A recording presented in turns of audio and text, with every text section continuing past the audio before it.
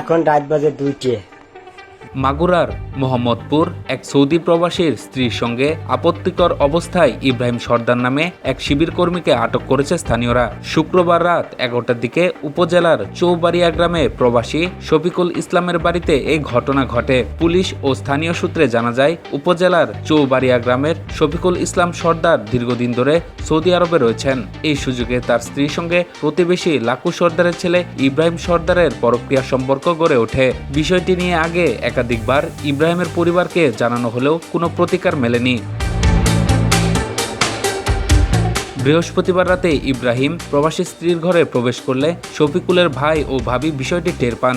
তারা গোপনে ঘরে ঢুকে আপত্তিকর অবস্থায় দুজনকে দেখার পর সরাসরি সৌদি আরবে থাকা শফিকুলকে ভিডিও কল দিয়ে পুরো ঘটনা দেখান। এরপর আশেপাশের লোকজনকে ডেকে এনে তাদের দুজনকে হাতে নাতে ধরে বেঁধে রাখা হয়। পরে তাদেরকে পুলিশে সোপর্দ করা হয়। প্রবাসীর স্ত্রী ঘটনার সত্যতা স্বীকার করে বলেন, স্বামী দীর্ঘদিন ধরে বিদেশে থাকার সুযোগে ইব্রাহিমের সঙ্গে তার সম্পর্ক গড়ে উঠেছিল এবং তাদের মধ্যে নিয়মিত যোগাযোগ ছিল। বিনোদপুর ইউনিয়ন ছাত্র শিবিরের সভাপতি আব্দুল আল মামুন বলেন, ইব্রাহিম সংগঠনের কোনো পদে না থাকলেও সে শিবিরের একজন কর্মী। সে আমাদের সংগঠনের কর্মী হলেও তার এই অনৈতিক কাজের দায় সংগঠন নেবে না।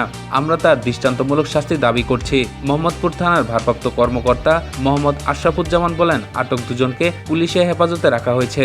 এই ঘটনায় তদন্ত সাপেক্ষে পরবর্তী আইনি ব্যবস্থা নেওয়া হচ্ছে।